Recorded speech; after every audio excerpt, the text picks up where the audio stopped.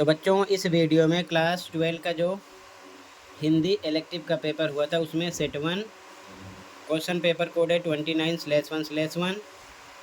Set 2 question paper code है 29/1/2।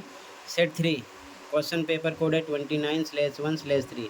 तीनों को एक साथ डिस्कस करेंगे। आंसर देख लो कि आपने कितना राइट किया था कितना रॉन्ग। ठीक है, क्वेश्चन तो सेम है लेकिन मैं तीनों सेट आपको सेपरेट बता दूंगा, ध्यान से देख लो। पहले सेट 1 देख लो, क्वेश्चन पेपर कोड देख लो 29/1/1। ठीक है, ध्यान से देखो। फिर सेट 2, फिर सेट 3, बाकी सभी क्वेश्चन सेम है, ध्यान से देखते चलिए। तो पहला क्वेश्चन था गद्यांश। ठीक है, गद्यांश को आप पढ़ लेना अच्छे से। ठीक है, यहाँ पर पहला क्वेश्चन था वर्ष 2024 का पृथ्वी दिवस केंद्रित है, तो यहाँ पर मेंशन है। ठीक है, पृथ्वी दिवस प्लास्टिक से उत्पन्न खतरे पर केंद्रित है। ठीक है, यहाँ पर आपका करेक्ट आंसर हो गया प्लास्टिक। ठीक है, सेकंड गद्यांश में प्रयुक्त सभी लोग जाग जाएं का से है, तो किससे है? ए ऑप्शन, पृथ्वी की रक्षा के प्रति सचेत हो जाएं। ठीक है,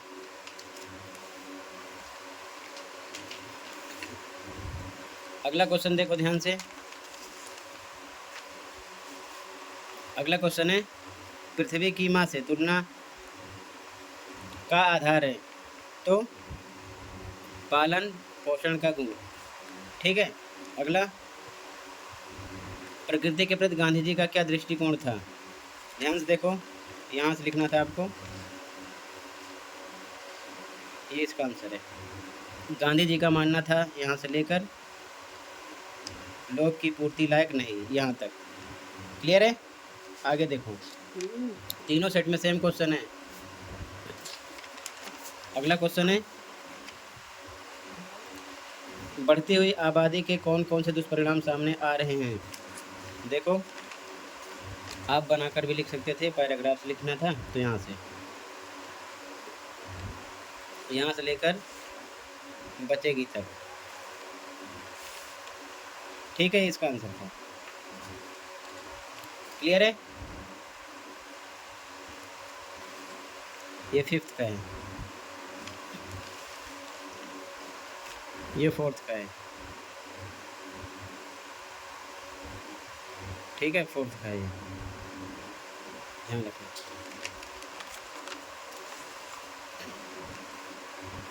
अगला गैर नवीकरणीय ऊर्जा और अनवीकरणीय ऊर्जा के बीच के अंतर को उदाहरण सहित स्पष्ट कीजिए।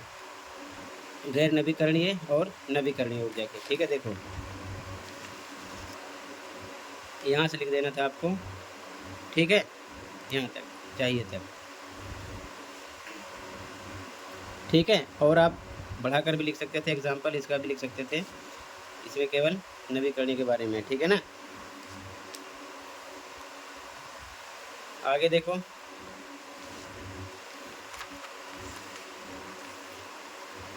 प्रकृति की रक्षा प्रत्येक मनुष्य के लिए क्यों आवश्यक है?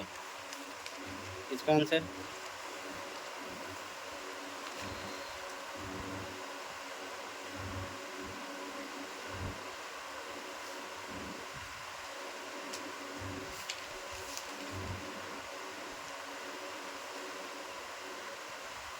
यहाँ पे देखो, मनुष्य भौतिक सुख भोगने के लिए यहाँ से लेकर है तक। ठीक है, इसका आंसर था 7वें का। ठीक है, सेम आप लिख सकते थे, अगर कुछ बनाकर भी लिखना था तो लिख सकते थे। ये इसका आंसर हो गया। क्लियर है, तो पैराग्राफ कंप्लीट हो गया। ठीक है,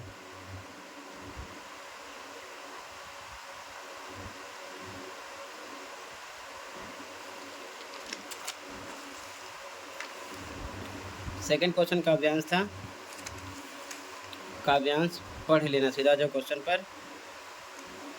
पहला क्वेश्चन, धंसती ही जाती पृथ्वी में बड़ों बड़ों की हस्ती। पंक्ति का आशय, तो पृथ्वी पर सब कुछ नाश्वर है। ठीक है, ए ऑप्शन। अगला, शक्तिहीन का क्या हश्र होता है? तो डी ऑप्शन था, अस्तित्व नष्ट हो जाता है। अगला यहाँ पर आपका सी था, फर्स्ट सेकंड, ठीक है, सी लगा देना था। ठीक है, आगे एमसीक्यू क्वेश्चन का आंसर देखो, ये तीनों डिस्कस नहीं कर रहे हैं, ध्यान से देखना। ठीक है, क्वेश्चन नंबर 7 पे आ जाओ। काव्यांश था, तो यहाँ पर आपका कबहू न कीन्ही मोर मन भंगू, कि कभी मेरे मन को नहीं तोड़े, यानी कि भंग किए। तो यहाँ पर केवल आपका थर्ड था, बी ऑप्शन करेक्ट है। ठीक है, अगला राम की किस प्रकृति का वर्णन यहाँ किया गया है, तो कृपापूर्ण। ठीक है, अगला थर्ड क्वेश्चन, निम्नलिखित कथन तथा कारण को ध्यानपूर्वक पढ़िए तथा उत्तर के लिए सही विकल्प का चयन कीजिए।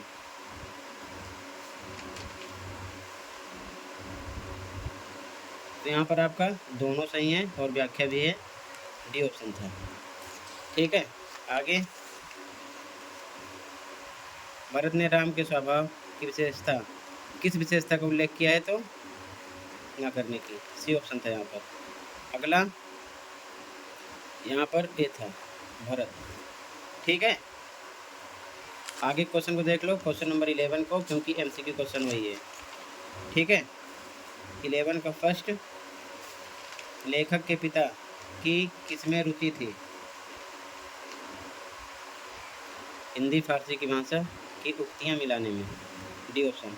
अगला यहाँ पर आपका गद्यांश में रामचरितमानस और रामचंद्रिका का उल्लेख क्यों किया गया है, तो डी ऑप्शन था। ठीक है, करेक्ट। अगला लेखक के मन में भारतचंद्र के संबंध में मधुर भावना जागने का क्या कारण था, तो ए ऑप्शन है यहाँ पर। ठीक है, करेक्ट। अगला गद्यांश में प्रयुक्त अवस्था शब्द का अर्थ, सी है आयु। ठीक है, अगला क्वेश्चन नंबर 5 अभिकथन कारण वाला क्वेश्चन है, तो डी है। ठीक है, सेट 1 कंप्लीट हो गया। ठीक है, सेट 1 हो गया। अब सेट 2 देख लो, ध्यान से देखो, सेट 2। ठीक है, सेट 2 है, क्वेश्चन पेपर कोड देख लो एक साथ, तो फटाफट देख लो। यहाँ पर आपका ए ऑप्शन था। ठीक है, इसके बाद में यहाँ पर आपका डी है, इसमें सी है। ठीक है, ये तीनों अपने आप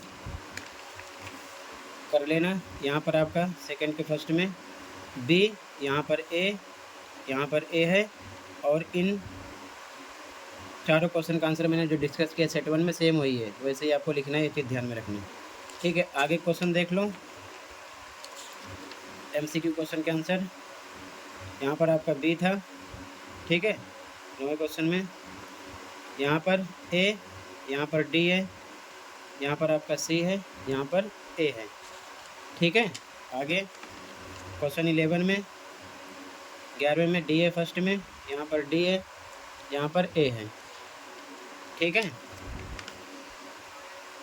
सी ऑप्शन है, डी ऑप्शन है। सेट 2 भी कंप्लीट हो गया। ठीक है, सेट 2। अब देख लो सेट 3, क्वेश्चन पेपर कोड 29/1/3। ठीक है, ध्यान से देखो, बी ऑप्शन है फर्स्ट में। ठीक है, यहाँ पर आपका ए ऑप्शन है, ए ऑप्शन है, बाकी इनका आंसर सेम है, जो मैंने सेट 1 में समझा दिया वैसे ही लिखना था।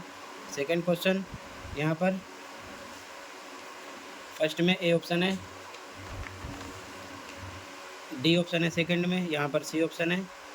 ठीक है, आगे देखो, क्वेश्चन नंबर 7 8 का देख लो, यहाँ पर फर्स्ट में बी ऑप्शन, यहाँ पर ए है, यहाँ पर डी है, सी ऑप्शन, ए ऑप्शन। ठीक है, क्वेश्चन 9 10 11 का देख लो, फर्स्ट में डी, सेकंड में डी। ठीक है, इसके बाद में ए ऑप्शन है, यहाँ पर सी ऑप्शन है, यहाँ पर डी ऑप्शन है, तो कंप्लीट हो गया। ठीक है, तीनों सेट मैंने डिस्कस कर दिया एक साथ। आप कमेंट में बताओ कि आपने कितना स्कोर किया है।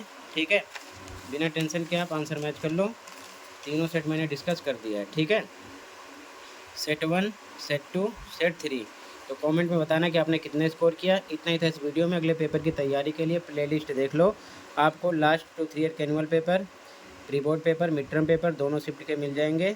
देखकर विद क्वेश्चन पेपर के साथ आंसर प्रैक्टिस कर सकते हो तो कर लेना। मिलते हैं अगली वीडियो में। Thank you for watching and take care. Okay.